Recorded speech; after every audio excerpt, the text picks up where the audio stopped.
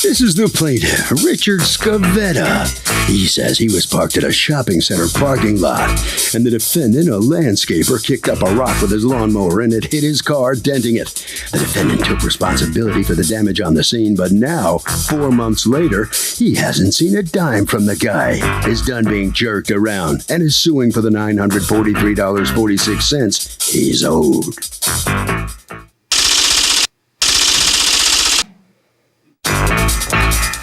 This is the defendant, Frederick Whittle. He says he doesn't really think his guys kicked up a rock with one of their machines, but since it was such a small ding, he told the plaintiff he'd get it repaired at his body shop. All the plaintiff wanted, however, was cold, hard cash. Initially, he was trying to accommodate the plaintiff, but the scam artist trying to charge him triple. He doesn't really want to get his car fixed, and he's not the type to be taken advantage of by anybody. He's accused of making a ding, ding, ding.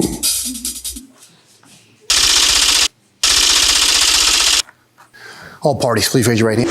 Welcome back to the People's Court. Next case on the docket. The plaintiff was parked in a shopping center, says that a landscaper hit a rock with his lawnmower and then hit the plaintiff's car. But the defendant says his guys didn't do that job. It's the case of Gimme Mower. Thank you, Douglas. Richard Scavetta? Yes. You are suing Allied Snow Plowing Removal and Sanding Services, represented here by Frederick Whittle. You're the owner? Okay. For $943.46, about $700 of that, the cost of repair, and the rest, your time, mileage, and 3 days of car rental. Tell me what's going on. Well, on Monday, July 1st, we were at a shopping plaza, my wife and I, and there was a gentleman mowing some grass, and a rock was kicked up by the lawnmower, and it hit the car. Did you see that? Or Yes, my witness did, my wife. your wife did? You didn't Right. see it, but your wife did. Come on up. Tell me what you saw. It hit the car. I heard, well, a rock threw by me first, and then the second one hit the car. How big was the rock? It was a stone. A little stone? Yes. Okay, and how close was the lawnmower to your car? I don't know feet exactly. Well, more or less. It was the distance between you and I, or something longer? Oh, or a something? little bit further. Yes. Okay, and so what did you do? I approached the gentleman operating the lawnmower and told him what had just had transpired, and On the spot, you did that? right Yeah. then and there, and he told me that he was working for somebody else, that he wasn't the guy on the job, and He's the guy on the job. well, he was a guy on the job, but he told me he was I'm working just with not the guy with the deep pocket. Right. I'm the guy who just spit the pebble against your car. What kind of car is that? 2011 Miata MX-5. Okay. Go on. And so I talked to him for a while, and he got on the cell phone and tried to contact somebody. Was he apologetic? Did he acknowledge doing it, or was he basically just shrugged his shoulders and said, I guess so. If you're saying I hit it, he didn't really have much to Do you say have for pictures himself. of the area? I have pictures of the area. I have pictures of the car. I have pictures of. Where'd the pebbles come from? I have pictures of that here. Yeah. Can I see them? Just the pictures. Was it a stony area? Ooh, that's a big ding. Yeah, it was loaded with stones. I mean, I think. Is this the area that was being mowed? Yes.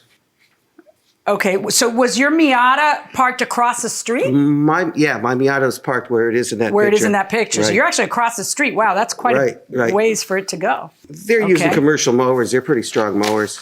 So what'd you do? When did you talk to the powers that be at the At that point, I went inside the store and got a hold of the manager. I wanted him to come out and witness what was going on, and when we came back, one of his other employees by the name of Jason had showed up.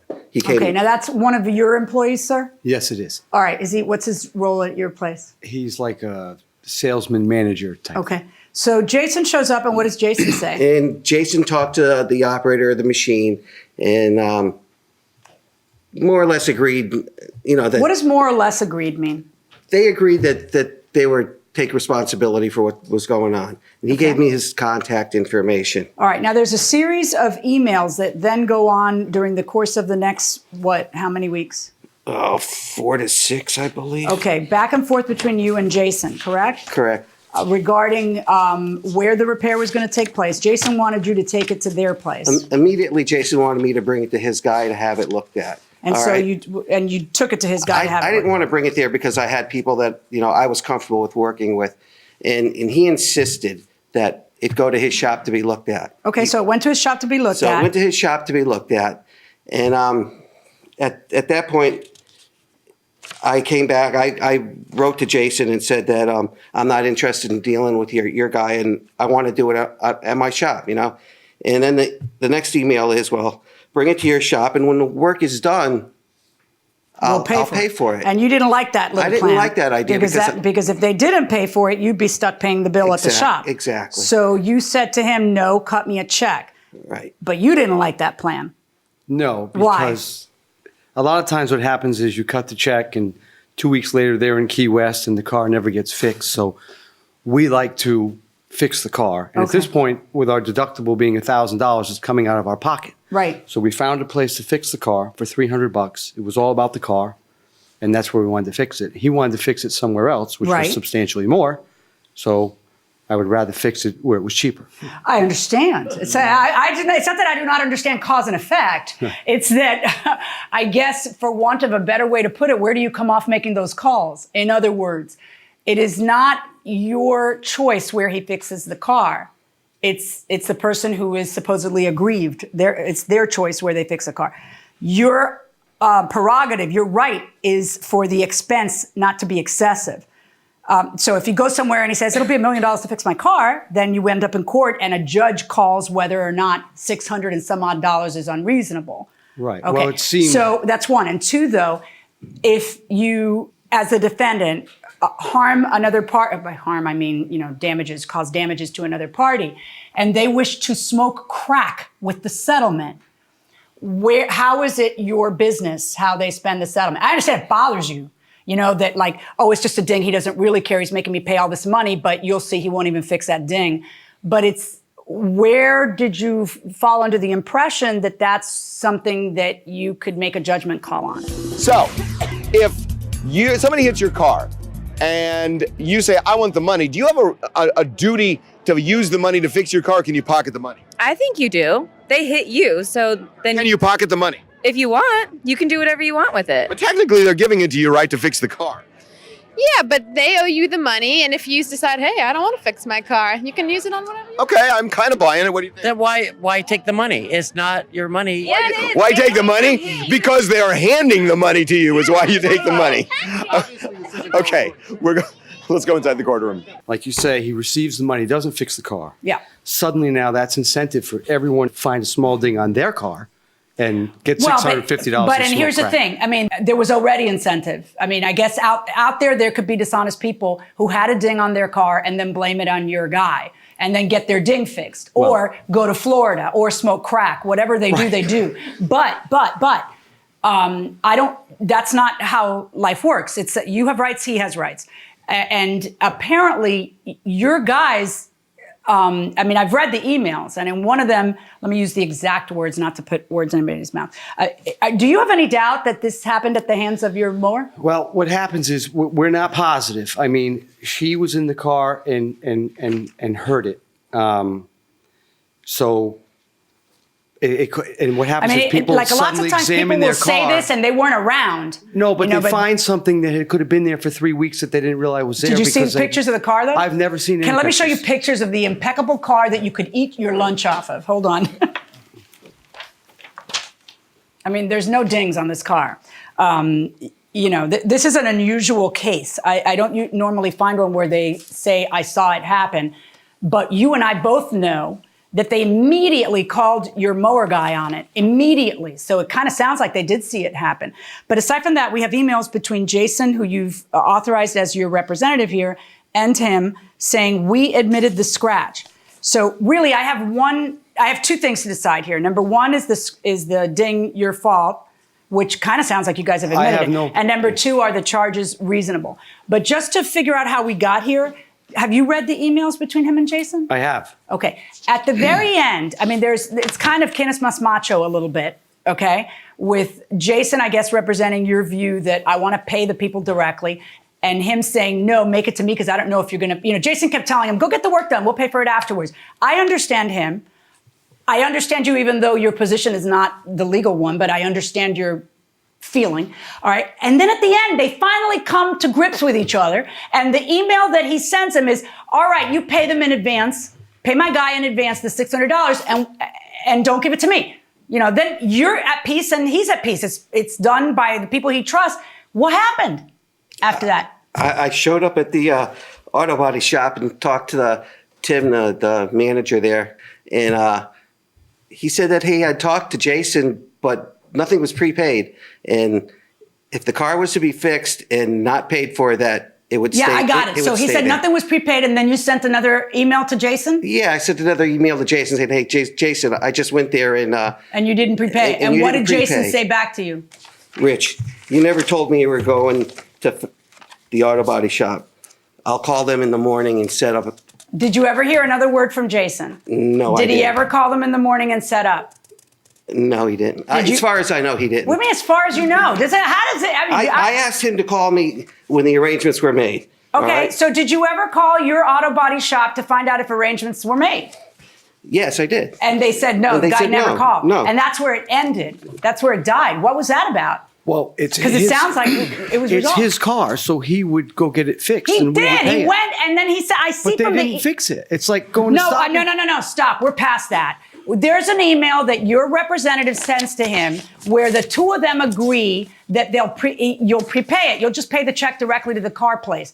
Then there's no reason for you not to have done that, and yet it seems that wasn't done. And my question to you is, why wasn't it done? It says we will prepay? Yeah.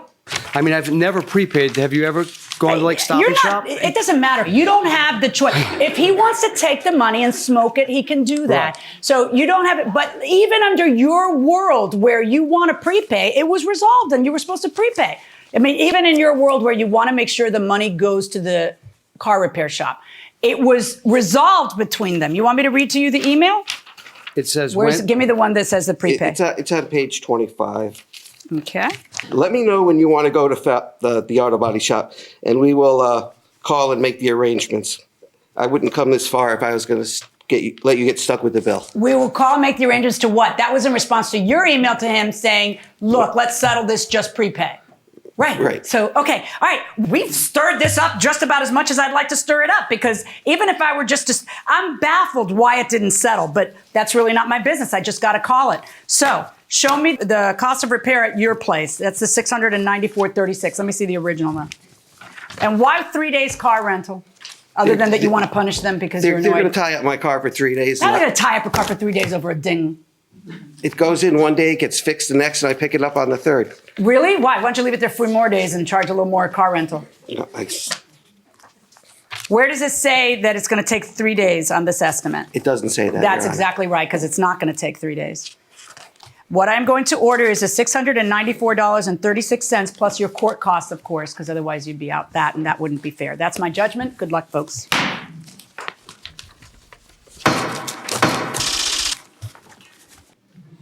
Well, the defendant's out at the courtroom first on the losing end of this decision and thinking what? Well, in partial losing, I mean, the rent-a-car fees went away. Some of the other fees went away. Right. But yeah, we did lose. Mm-hmm. I had someone that was going to fix it for about half what they awarded him, which I would have rather seen happen. But how did it get this far? Oh, it was just one thing after another. There was a lot of people involved in the communication, and it's just we didn't want to quote unquote prepay. I mean, I've never prepaid for groceries in my life. You go and if my car gets a muffler today, when the muffler's put on, you pay when it's done. So when his car was done, we would have paid. Okay. All right. Right around the corner there, and your documents are waiting for you. All right. So you didn't get everything you sued for. You tried to feather the bed a little bit. I don't know if it was feathering the bed. If it went through an insurance agent, I would have gotten the car rental. I'm going to be without a car for 3 days. So. All right. So what are you going to do? Take the bus? I'm stuck without a car. I guess I'll pay for the car rental. Harvey? Okay. Hey, I'm working here. Okay? Just so you know, it is not the defendant's right to dictate how you spend the money. If you don't want to spend the money in the car, you don't have to. That will do it for this case. Litigants for the next case on the way into the courtroom right now.